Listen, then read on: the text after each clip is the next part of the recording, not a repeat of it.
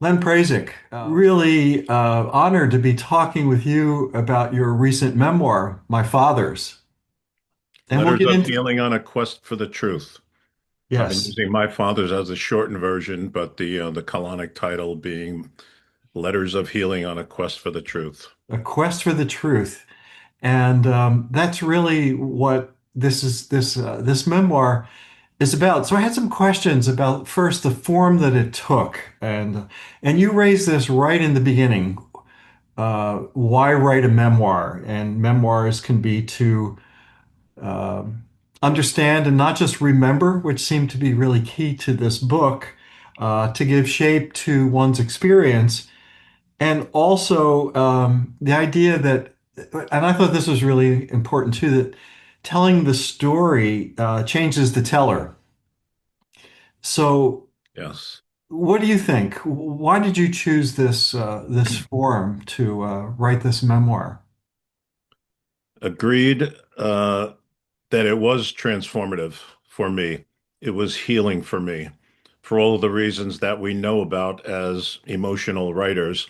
I've always been a journaler, always journaled, kept my thoughts. They've always helped me to not only organize my thoughts, but just to promote creativity, deal with the day-to-day planning, and also healing that I came to find out as I was writing them.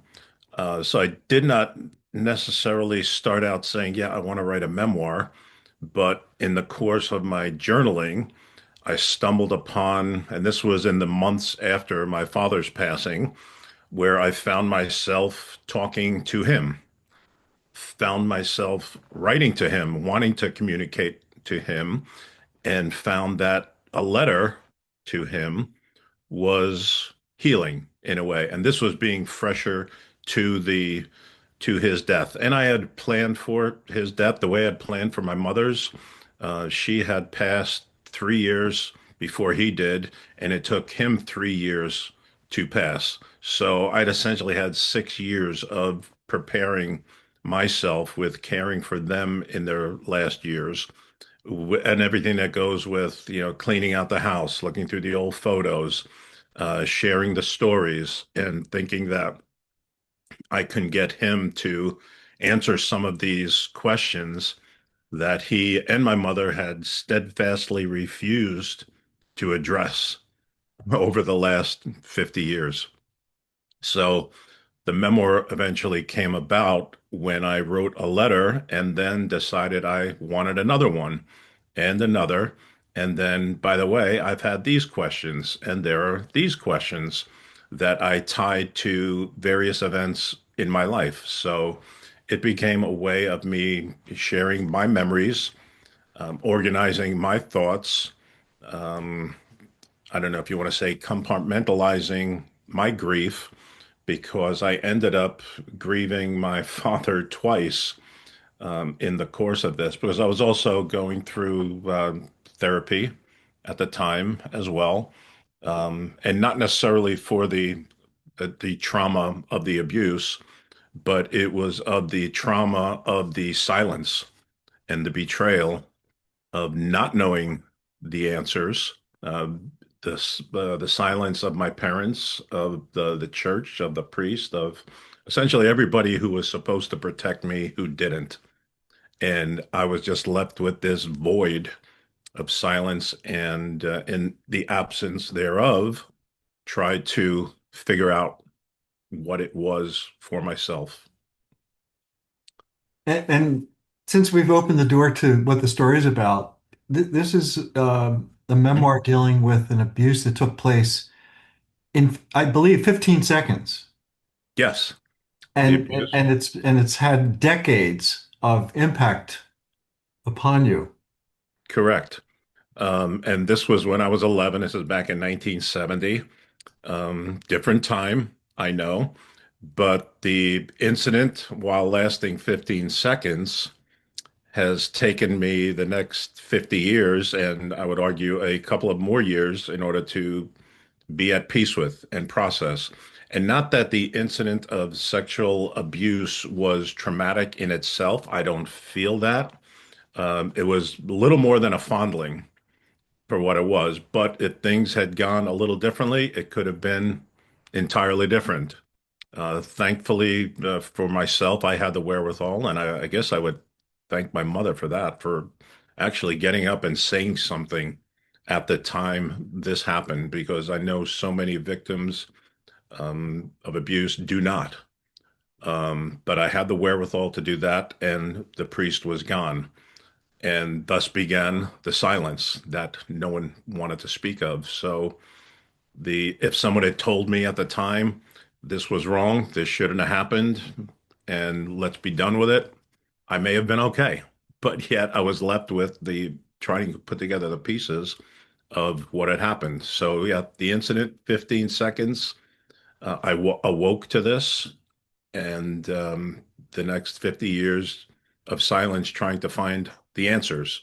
So that would be, I consider the betrayal and what I needed to come to terms and peace with. One of the things that really came to my mind was wondering about what was the actual trauma. And by that I mean your father was a deeply religious Roman Catholic Yes. and named all of his children, their middle names were one of the apostles, and his name was one of them as well. And it just made me wonder about what was the why did this abuse traumatize you so that it was so short-lived, and but it was done by a priest, and really made me wonder if it was not also about the abuse of your spirituality, your own belief system that your father inculcated with you to you. Yes, that also. And I think that was one of the things that may have attracted me to this priest or made me attractive to this priest was that already I was having questions about faith and spirituality. This is at age 11 when I'm asking my very religious father, who also trained to be a priest, by the way, before he decided not to. So he was that devoted and still a very honorable and good man. Nothing but the greatest things to say about him. Well, except for this one event, of course. But I think the traumatic part may have come from his being complicit in this. And I go into a little more detail in the book about it, but ours was also a virtually alcohol-free household. Okay, my mother grew up abused by an alcoholic father. So if she was going to be married, it wasn't going to be someone who was a drinker, which my father was fine with.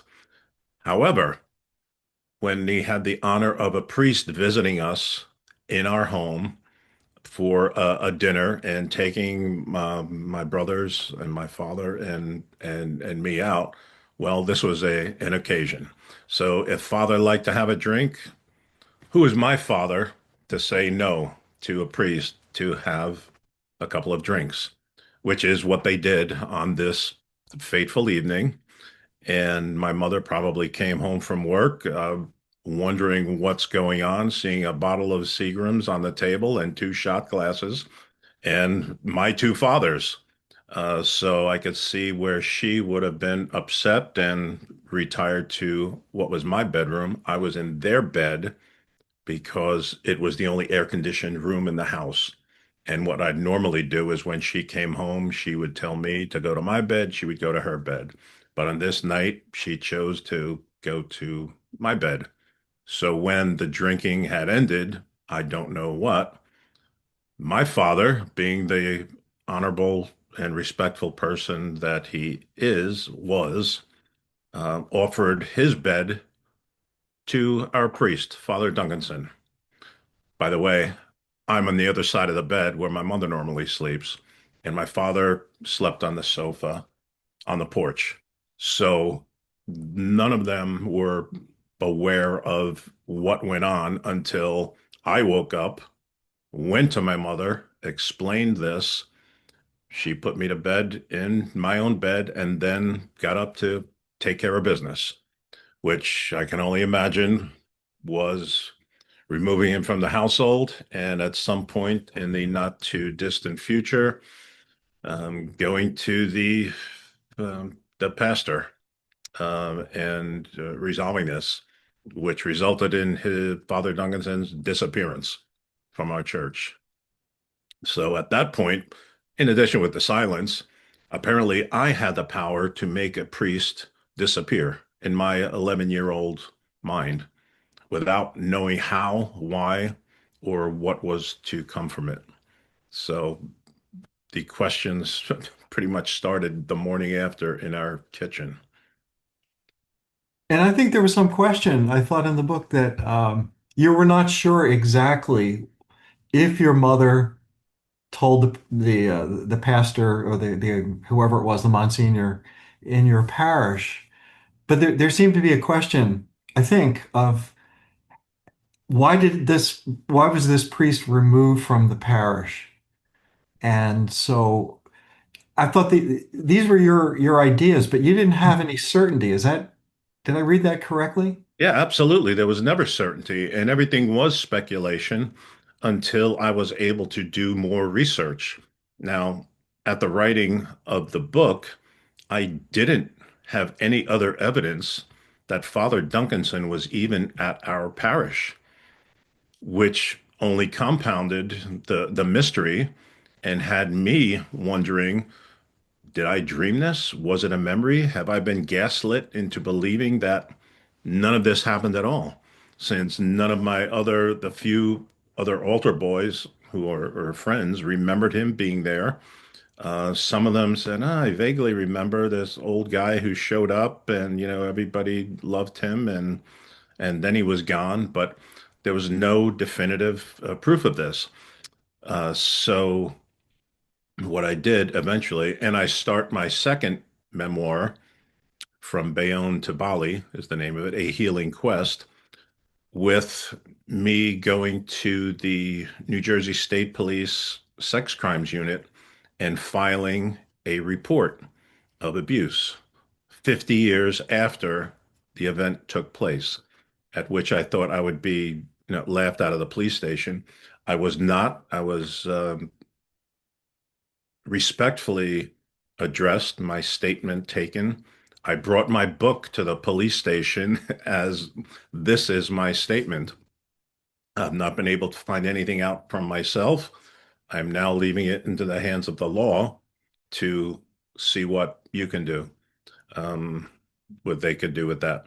Now, the grand jury investigation in New Jersey has been going on for years. It'll probably continue to go on for years. So any evidence that they turned up would be not shared with me. All I wanted to do was make the statement, get Father Duncanson on the list of credibly abused priests through bishopaccountability.org and get some answers. So it was me finally this report, which initiated an investigation. And as it turns out, when the church or when the police subpoenaed the files from the church, they discovered that Father Duncanson was indeed at my parish when I said he was, although there were no written records of it, there are no photos of him anywhere, but this is the way the Catholic Church tended to operate in these days. So just finding that information out gave me the satisfaction of knowing that he indeed existed at the church when I said he did. And I believed this incident of abuse was accurate. So they also said his file was voluminous in that he had been moved from parish to parish to parish. They obviously couldn't say why, but we could again speculate why that churches had the habit of doing this with priests who happened to be pedophiles and abusers would move from parish to parish, um, only to have the priest continue to commit his atrocities on a whole new flock of young parishioners and old parishioners too. So, yeah, the speculation was proved that he was there. However, There was no records of him being anywhere else in the parish after I made my statement and after he was gone, which leads me to believe that this was his final try. This was his shot. They shut it down and moved him to wherever they moved him. I found out he died also. I didn't have this information when I wrote the book. He died in 1979. Still fairly young man, younger than I had imagined him in my 10-year-old, 11-year-old mind. But he has since passed. My parents have passed. Anybody associated with this are long dead. So I would not have a um, criminal case against him because there are no other corroborating witnesses to this. Unless, of course, I was able to publicize this, announce this, which was my urgency in getting the book written, to possibly see if there would be another person who would remember him or would come forth with their story of abuse about that for him or that he abused them with. So that was the urgency in self-publishing and getting the book out there, seeing if there was a chance of that happening. There have not been any other claims, and no one else has come forward. Doesn't mean there won't be, or there may not be, as I continue to give the book more publicity and awareness. So that's where I'm at right now. So I think I answered your question as to the trauma, starting with dad being complicit in a way about this. Well, let me see if I understand what you mean by complicit. Do you mean complicit in that because he brought the priest into your home for dinner and drinks and all that? Or was it complicit in the sense that he imbued you, even though you had questions, as you would, as anybody would, about the Catholic faith and spirituality in general, that made you more vulnerable? Your faith did that make you more vulnerable to the priest and trusting the priests, in your parish? And this is way before the scandal Oh yeah, of the the Catholic Church scandal. came about. So Yeah, I'm trying to understand yeah. how your father was complicit in this. Can you Well, say more about that? sure. Here, you can sleep in my bed. And oh, by the way, my son happens to be in the bed with you. Hmm. That a problem? No, apparently not. Yeah. Dad wasn't going to let the priest sleep on the sofa. No, that priest had to have his bed, have the best. And if your son happened to be in there with him, then so be it. And I don't suspect that that was malicious on the point of dad that he knew that, nor would he have done that, or would he have suspected that this priest was capable of that. But I have to believe, knowing his own experience in the monasteries and of my uncles as well, who's also in a monastery, that things went on in the monasteries that were not necessarily above board, sexually speaking. So I would say complicit in that regard. Deliberate, I doubt it. But when the following morning happened, and I can imagine my mother waking him up out of a drunken sleep, as well as the priest, and sharing what went on. Again, can only imagine what that conversation might have looked like. Did he ever tell you stories of what it was like when he was in minor seminary? Oh, yes, yes, but nothing sexual. I see. We didn't talk about those things. The families didn't talk about those things. Sex was not something that was bandied about the way it is now, and certainly not where the priesthood or the church was concerned. That was, taboo. Well, there was just absolute trust at that time. I grew up in the 50s, educated in Catholic schools from second grade to through college. Wow. and there was just absolute faith in the integrity of the priests and the nuns. And maybe like you, my mother and my father, both said if my son ever disrespects you, feel free to slap him across the face. I mean, it was just that kind of time where they were completely above reproach. And so I can imagine in that sense, also there's just a sort of a complicity, I'm sorry, complicity based in trust and faith in the teachings of the religion and the authority of the priest and so forth, that really did so much damage. It really literally took down the parochial school system. Yeah, and the church. And I would argue now, as churches are struggling, one being bankrupted Right. with all of these lawsuits in an aging population where they cannot attract new customers, so to speak. So, yeah, I think it's all a result of all of this, unfortunately. One of the interesting things I wanted to hear more about was the nun. One of the nuns put on your report card that he has many questions that need answering.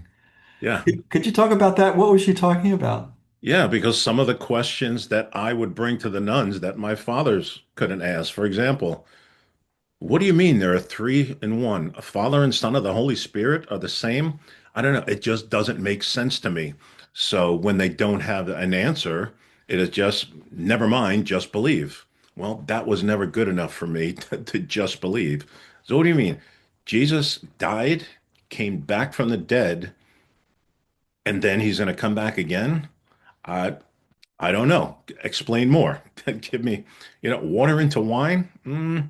All right, maybe, but I got onto the big picture thing and I was never quite satisfied with any of their answers. So, all my father had to see was, you're questioning your faith, you're questioning the nuns, the priests. Oh my goodness. I should have the priest talk to you to try to explain to you, which, how'd that work out, Dad? Again, me starting to get a little um, flippant or skeptical, as it were. So I guess my skepticism or my doubt in the mysteries or my faith happened at a very early age to my disadvantage, advantage or not. I don't know. But in retrospect, when I think about this incident being an awakening moment for me, where I learned the realities of what I believed were the way the church was operating. These priests, they were not only men, they were damaged, they were flawed men who had no right to be teaching anyone for that matter. So that pretty much poisoned my future relationships. I guess with any priest, I would, and I know I'm not throwing a blanket statement out there. I know there are many good men, and I'd met others through the years. So by no means am I accusing all of them, but I'm certainly skeptical of generally priests and people in positions of authority in the church and elsewhere for that matter. But for my purposes, yes, questioning my faith and the faith in those who are supposedly appointed to lead us. Does the Jeffrey Epstein scandal resonate to you now in a way that it Um, might not have when you started writing the book? I don't think so. Obviously, the tales of abuse are horrific, and the more that comes out, the more horrific it is. Of course, feel for the victims who never are supposed to be heard. They were never supposed to be heard from, and that they're continually being suppressed. So that if they have any satisfaction in seeing their accusers be named. I feel some satisfaction in that with them because I'm essentially have been trying to do the same thing. I wanted corroboration. I wanted accountability, which is why I had him, Father Duncanson, put on the bishopsaccountability.org. So this is the website, is essentially the clearinghouse for all abusive priests. Are you familiar, or do you know about this the website? Yeah, I do. I remember when a list of priests from the Camden Diocese, where I grew up, Camden, New Jersey, that diocese in South Jersey, and I was really surprised by the priests, many of whom I uh, were teachers in my high school. You know, priests that I respected, and I still have a hard time believing that they committed sex abuse or were accused of this. And fortunately, that was not my experience. So it was really hard for me to grasp. But then also, I thought, you know, power corrupts and absolute power corrupts absolutely. That whole thing, which is Sure. the Virginia Giuffre book, really makes that point. That whole book for me was not only about the abuse of her and the other victims, but how the powerful protect each other. And so that to me was the most depressing part of that memoir in many ways, that these victims will never be heard Many of completely. them won't. And again, that's part of my mission and part of my healing. So, in the course of me promoting my book, I was contacted by a local psychologist who ran a group for men who have been abused, not necessarily by priests, but men who have suffered sexual abuse. And usually in our demographic, they have waited for decades for all the reasons men can come forward, the shame, the guilt, the embarrassment, um, to speak with this group about not only my book, but my experience and um, trying to serve as an example to share their stories, no matter how late it is in their lives, some of which, sadly and tragically, are just unremembered because of the trauma of the experience. Not that they didn't want to come forward, it's that they realized there was trauma when they eventually are in therapy for alcoholism, drug addiction, spousal abuse, anger management issues, and the question of, oh, by the way, were you abused as a child or previously in your life? And more often than not, it seems, based on my experience, that there was some trauma of abuse in that person's past. So, again, encouraging people to have the conversation. It's never too late to address your pain before it eats you up physically, emotionally, spiritually. I had a question about the memoir itself, and you write letters to your father, and I found it fascinating that occasionally you called them epistles to your father. I love that kind of intertextual allusion. But anyway, the you wrote these letters to your father, and I was really wondering why did you make that choice and not write the letters to your mother? Can you talk about that? Sure. I believe that my father was the prime proponent of the holiness in our household. My mother did not come from this religious background. She would share stories of when they first got married, of watching him kneel down and pray in the mornings and in the evenings. And this was just something so foreign to her, she didn't know why he did it or what he did.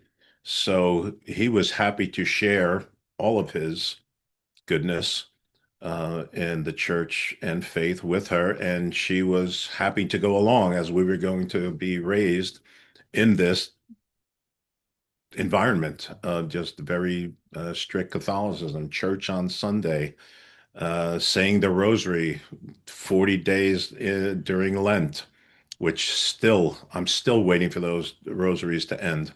It's just any opportunity to celebrate every holy day, fasting during Lent. I mean, just everything that my mother went along with. So, and there was another little anecdote, and I know we're on a time constraint here, but church on Sunday was a must. You had to go to church every Sunday. And there was one Sunday where my father was away up to Scranton visiting his parent. My mother decided she didn't want to go to church. And somehow she was coming up the steps to the house, tripped and split her nose open and had this injury. Her eyes were black and blue, and believed to her dying day that it was because she didn't go to church that she was punished by God for her sinful act. So yeah, dad more than mom. And I always, a little aside here, I always wonder what might have happened if dad had passed first, because I think and suspect that mom may have admitted to what really happened. Whereas with dad alive, this secret goes with them to their grave. And I suspect that was the agreement they made with the pastor of our church when confronted with the abuses of Father Duncanson. Sign this piece of paper or don't. Just you're giving us your word. No one's saying anything about this ever again.